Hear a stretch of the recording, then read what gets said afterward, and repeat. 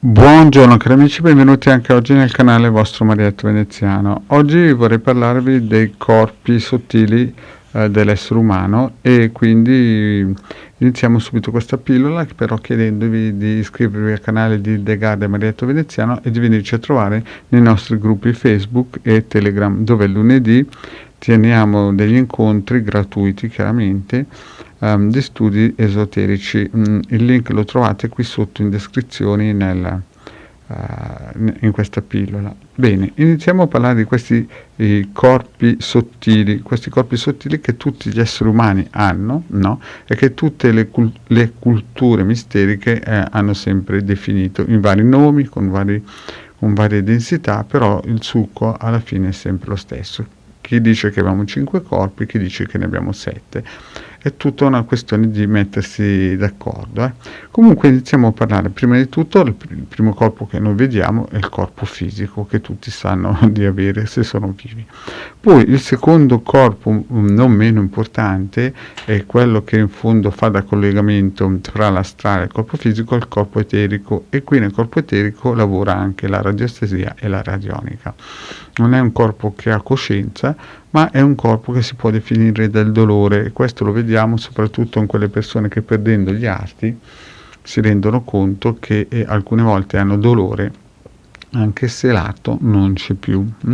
Quindi questo corpo eterico è importantissimo perché lega l'astrale al corpo fisico, ma non ha coscienza. Ed è anche importantissimo in radionica e in radiostesia perché si va a influenzare con le energie vibrazionali dell'onda di forma su questo corpo.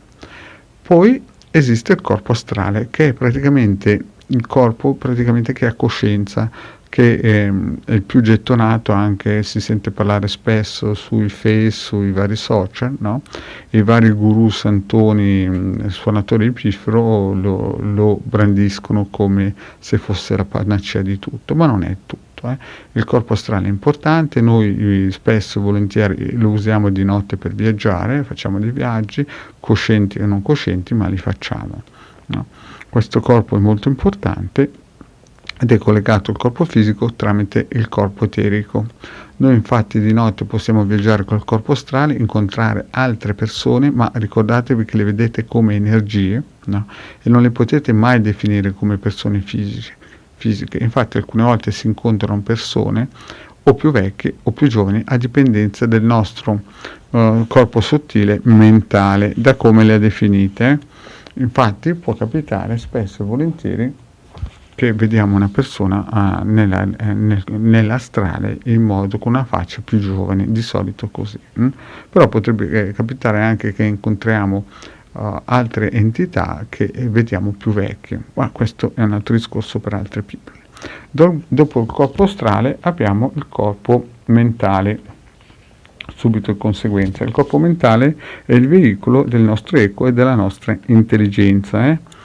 Quindi lì nel corpo mentale si sviluppa il nostro ego e la nostra intelligenza, ed è molto importante, però è più sottile. Quindi il corpo mentale, per potersi spostare al di là del nostro corpo fisico, ha bisogno per forza del corpo astrale. Poi bisogna sempre definire una cosa: tutto ciò che viene nel corpo astrale poi si rimette di conseguenza nella realtà. Quindi tutte le cose, gli egregori molto potenti che si possono fare, si fanno sempre a partire, o quasi sempre a partire, dal corpo astrale. In quello mentale, se si fanno, però hanno difficoltà a scendere nel corpo astrale. Quindi il corpo mentale è un corpo, ripeto, più che altro dove resta vincolato il nostro ego e la nostra intelligenza.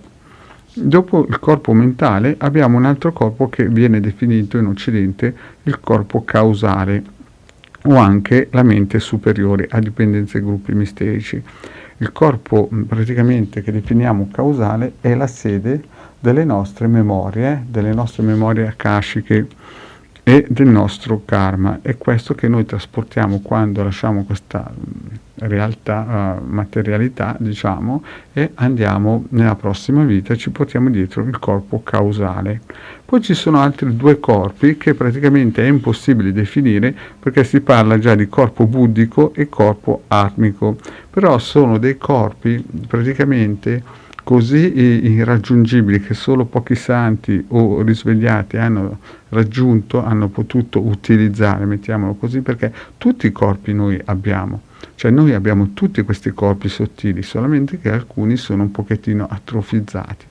Ad esempio col corpo buddhico si può parlare con le entità angeliche che, ripeto, non hanno una forma fisica, ma hanno solamente una forma, diciamo, energetica, e sta poi ai nostri vari corpi, soprattutto mentale e astrale, a dargli una fisionomia. Ecco, con i corpi buddhici, ad esempio, si può parlare con queste entità, questi angeli. Ribadisco questo perché pochissime persone al mondo sono riuscite ad arrivare al corpo buddhico, utilizzarlo al corpo atmico. Dopo di questo si diventa all'eguaglianza della forma del creatore. Allora, ricapitoliamo, noi abbiamo il corpo fisico, il corpo eterico, dove appunto la nostra radionica e radioestesia lavora, il corpo astrale, dove lavora la magia esoterica, no? Le grandi opere alchemiche, le grandi opere di alta magia operativa lavorano soprattutto in astrale. Poi abbiamo il corpo mentale, il corpo causale, che sono alla portata di tutti, mentre i corpi buddhici, il corpo atmico, sono praticamente irraggiungibili. E ricordo che chi ha la possibilità di usare il corpo buddhico può chiaramente parlare e farsi ascoltare dagli angeli. Chiaramente anche con dei riti operativi di alta magia operativa si può raggiungere come si suol dire, la comunione con queste forze celestiali, no?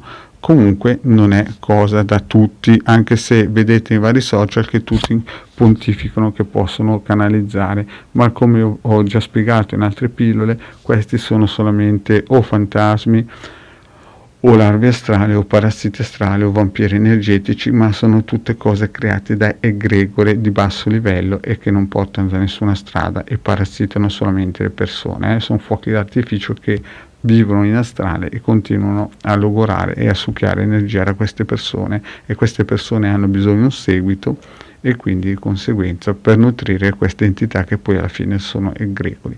Ma questo non hanno niente a che vedere con i corpi sottili delle persone che vogliono seguire la retta via, la via del risveglio o il ritorno a casa, come dicono i cabalisti, il Reshimot. Bene cari amici, anche oggi il vostro Marietto veneziano ha fatto questa pillola per voi, spero di essere stato più o meno chiaro. Farò altre pillole a riguardo in futuro, come ad esempio creare degli egregori, piccoli egregori o catene magiche o dei piccoli famiglio, e vi chiedo, se non avete ancora fatto, di iscrivervi al canale di Garda e del Marietto Veneziano, di venirci a trovare nei nostri gruppi Facebook, e anche a lunedì sera abbiamo Telegram alle 20:30, dove gratis, ripeto gratis, diamo la possibilità alle persone di seguire i nostri corsi esoterici. Grazie cari amici, e alla prossima, ciao.